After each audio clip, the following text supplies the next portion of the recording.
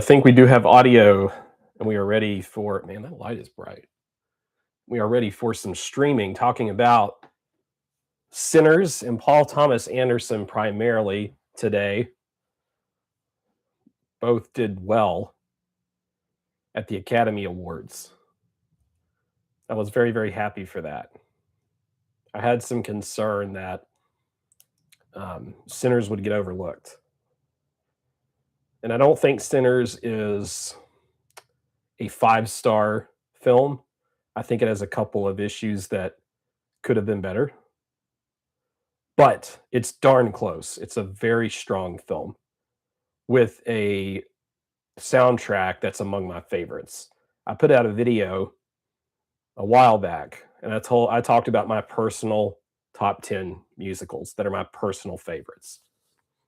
Not what I didn't necessarily these are the best ever. I just said these are my favorites. And I had Sinners in that list because the soundtrack for Sinners is so good with the world building and the mythology building. It's incredible. The actors are so talented. In a lot of ways, when I watched Sinners, I felt like the actors and the cast were really overcoming a script that had some like cheap Hollywood feel to it at times. And I think that they made a lot more out of it than what probably was on the page. Particularly the guy who won the Oscars. So let's talk about this talented actor, Michael B. Jordan, not to be confused with the GOAT, Michael Jordan from the NBA. Let's talk about this guy a little bit. Michael B. Jordan. So I've got Sinners up here, ready to talk about Sinners. 2025. Love this poster. Usually not a fan of like all fiery stuff on my posters, but it's pretty cool.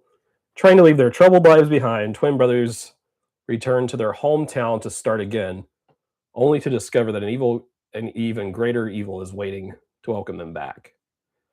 Michael B. Jordan. Michael B. Jordan, a while back, if you haven't seen it, he did this little movie in 2013. And I actually did not realize that was Ryan Coogler who directed. So this film, if you haven't heard of it, you should watch it. It's very, very good. This is called Fruitvale Station. And I'm hoping that Michael winning the Oscar will get more people to see this film because it's awesome. So this was 2013, Ryan Coogler. Oakland, California.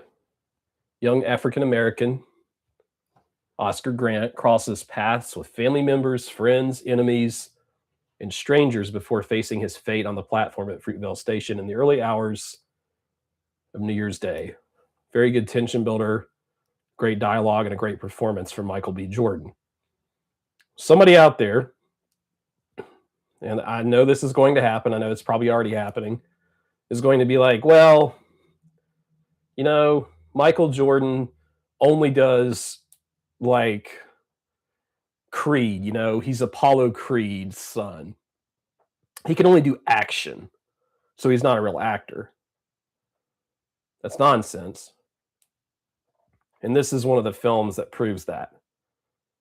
This is a very talented actor, very charismatic actor. It's hard to have charisma. Only some actors have it. So watch Fruitvale Station if you have not watched this film. It's very good. It's very good.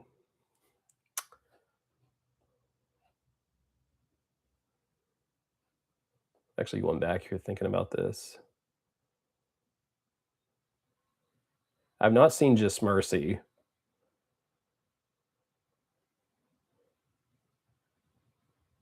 But I've heard of this. Jamie Foxx, Brie Larson.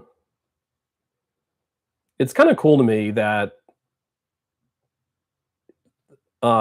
he was able to reinvigorate a franchise like this. And I have kind of maybe a less popular opinion on remakes. I think remakes are actually really good, or revisiting materials very good. It's usually studios that gets in the way of that, right? Or they get in the way of that. In this case, this was a good reintroduction to this world of like this is a meaningful way to revisit this character in the film Creed. And it was a good film. It was, it was a predictable film. It wasn't doing anything too different than Rocky, but this is the kind of thing that I would prefer to see over let's take characters off of a comic book page and just slop their stories out. I think this is a little bit more thoughtful than that. So if you're going to go back to previously previously visited characters, I think this is a good way to do it. If you've never heard of this, the former heavyweight champion Rocky Balboa serves as a trainer and mentor to Adonis Creed, the son of his late friend and former rival Apollo Creed. That's a really cool. That's like a cool story. I think that's a story that I just think that's an interesting story to me. And the second one was really silly, but it was a lot of fun, where he fights like a huge Russian dude. All right. So going forward, I'm hoping that we will see more from this actor. So what about Sinners? Why do I think Sinners did so well? Everything but Best Picture, right? Why is this film so compelling to people? I think a lot of it has to do with the fact that all these people in this film feel like people you could meet. You know, they just feel like people you could have a good time with. You could hang out with them. In some ways, parts of this film are like the hallmark, or what's the word I'm looking for? Parts of this film remind me a little bit of that great hangout movie, like a film that probably the best hangout movie because it's got a little bit of this energy right here.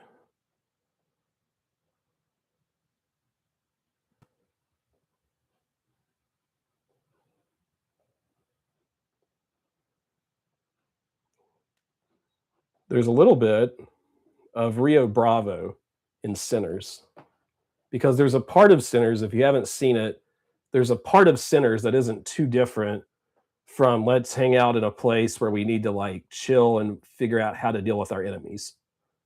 There's some similarities to Rio Bravo. And there's a little bit of Western in Sinners as well. You're definitely going to see that. But what I like most about Sinners, and where I think Sinners really when it goes for broke. There is a scene in Sinners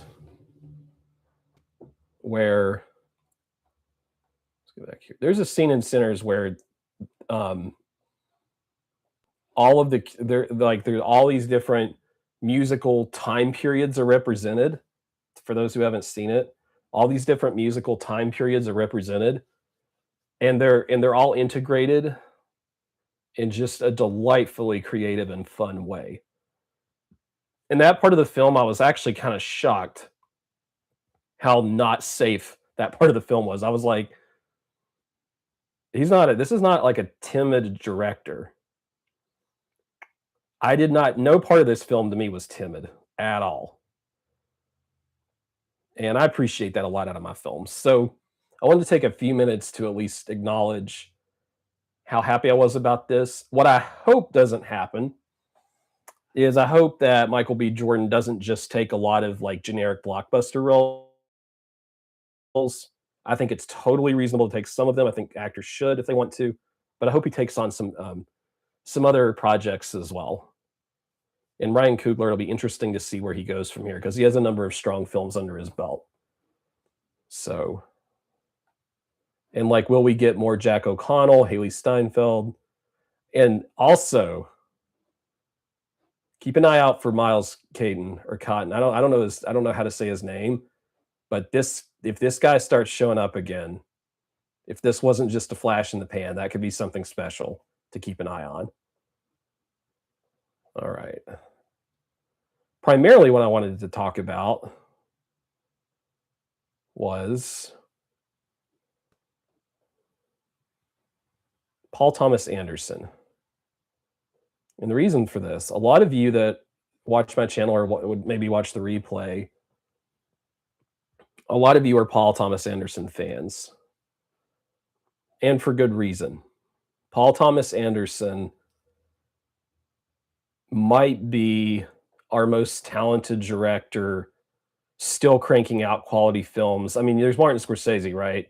And he's, but he may only have like one film left in him. But I'm talking about somebody who can still make like potentially like 10 more films in his life. You know what I mean? And Paul Thomas Anderson somehow remains kind of underrated, especially by me.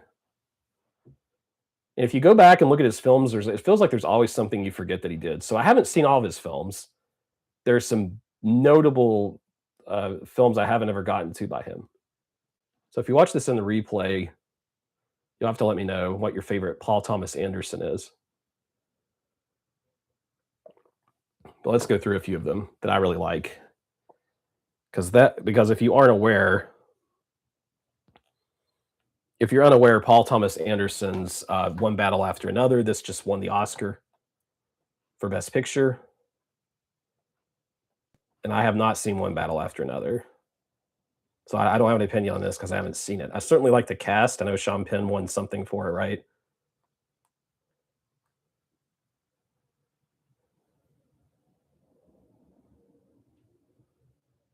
So sure we have a good signal here. So I'm happy that something by a director like this won, even though I haven't seen it. So Paul Thomas Anderson. Paul Thomas Anderson had this film that I had no idea would be as good as it was, and I put off seeing it for a long time. This movie is in my top 100 currently. This movie is insanely good by pretty much every metric you can imagine. Boogie Nights. This was primarily about Mark Wahlberg playing mostly an adult actor. That was most of the story and how that worked and didn't work for him in adult films. And then there are a few other characters. There's a Shakespeare Hamlet kind of thing going on with him and Julianne Moore in the film. It's kind of interesting. And then Heather Graham has a really good performance as this girl who always has roller skates on. And it just like there are all these great actors, William Macy, like Don Cheadle, Philip Seymour. Like it's just a great cast. And this film was so well shot. The compositions and the photography in this film were just off the chain. Like this is a film that you could one of the things that I was a little bit hesitant to watch this, I didn't know, like, even though I knew it had a good pedigree behind it, I didn't know, like, would it feel, just more like a movie about sex, quite frankly, and it doesn't actually. The most fascinating films parts about this film really, I think, have to do with just the filmmaking process in general. And so to me, I think this belongs in the conversation of one of the best movies ever made about films. Singing in the Rain would be an example of that. 8.5 would be an example of that. All these different films that do a good job of talking about that. I have a 4K of this. It's really good. I think the film has a lot to say about identity and how people, just don't have adult role models around them or parents or whatever. There's so much of that in the film. It's just a really good film. It has a really good turning point. One of the characters commits a murder in this film, and that after that happens, it kind of changes the trajectory of all the characters, and that's really clever how that tends to happen.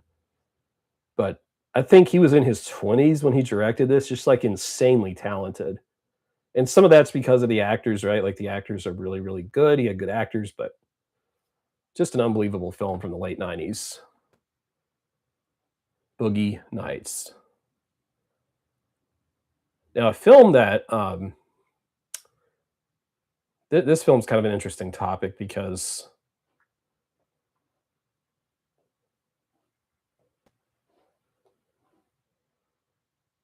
so I grew up in a smaller area, and the area where I grew up and the cultural influence did not allow for quirky comedies.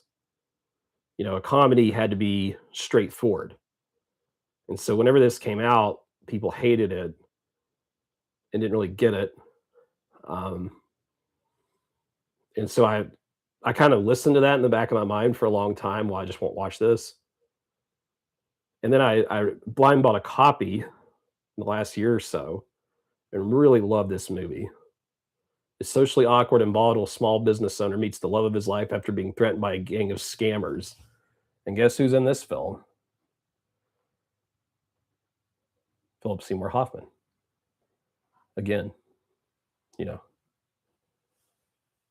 Emily Watson's really good in this. And I've only seen this once, but I remember the use of color was very good. Some repeated images and ideas. Adam Sandler was great in this. Kind of film that makes me sad that Adam Sandler hasn't been a part of some more like substantial projects because he could be. You know, he's got the tools for it. And it's another film that makes you feel sad about Philip Seymour Hoffman. But this is in the Criterion Collection. I don't have a whole lot to say about it.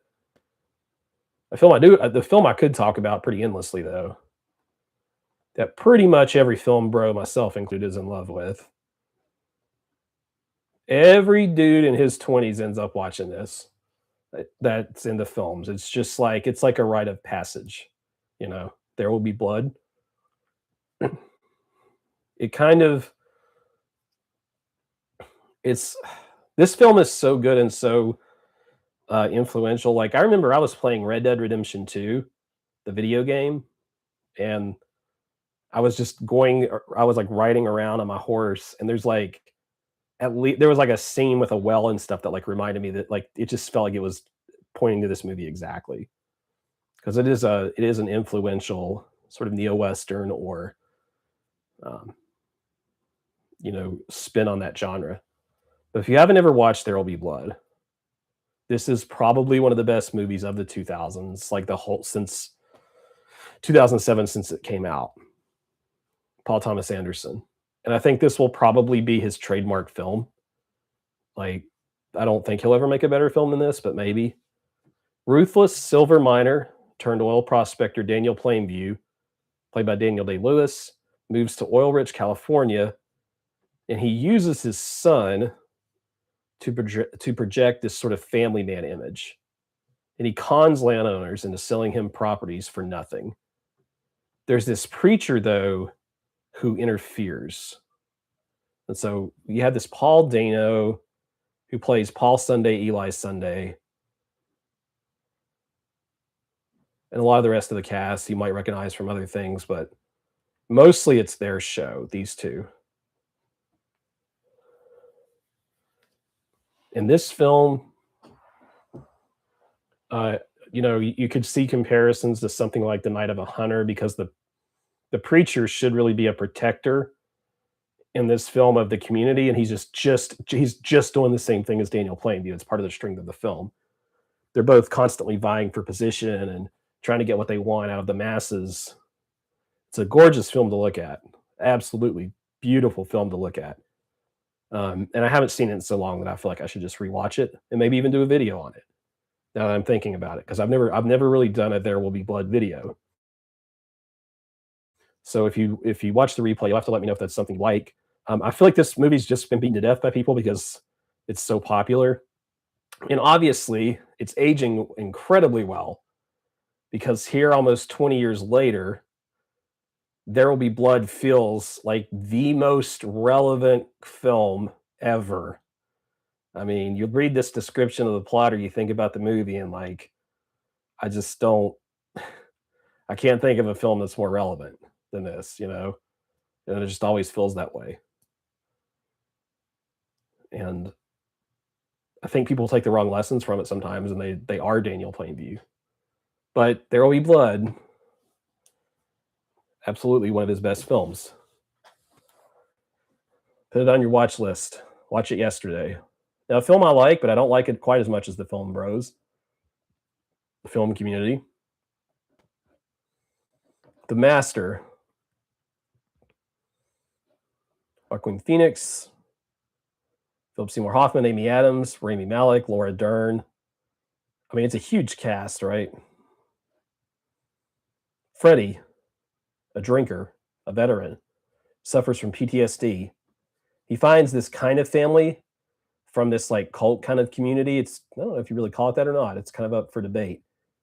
And this this Lancaster Dodd is like the cult leader.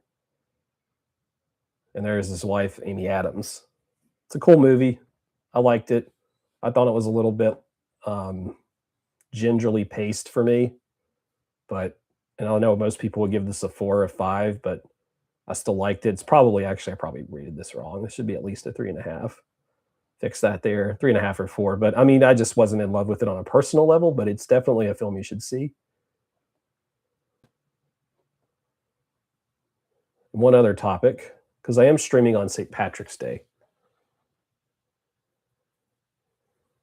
which is sort of appropriate to what we were talking about with Sinners. But one other thing to say here from St. Patrick's Day.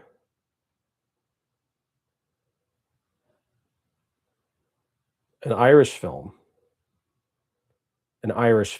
that is, I see very little talk about this anywhere. And maybe I should definitely find a formal video for this on my channel. But those of you who are looking for an Irish film, this is one of the best ever. And no one knows about it. This movie is crazy good.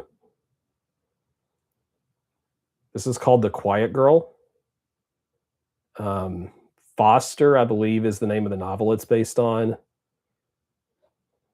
Or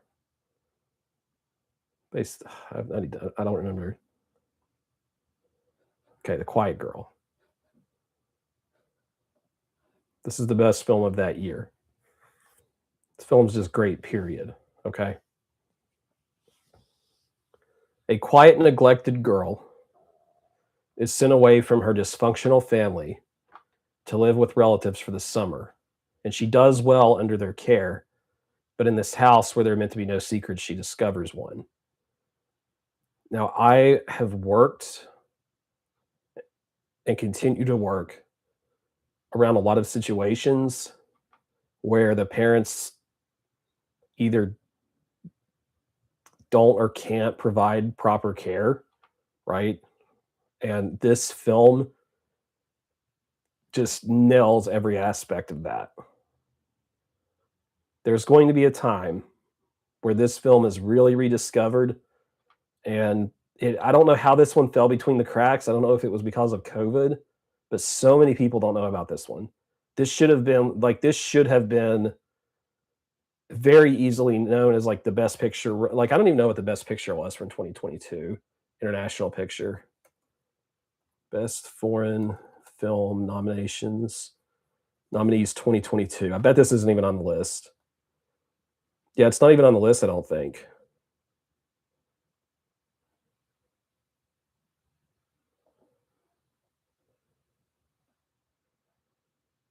So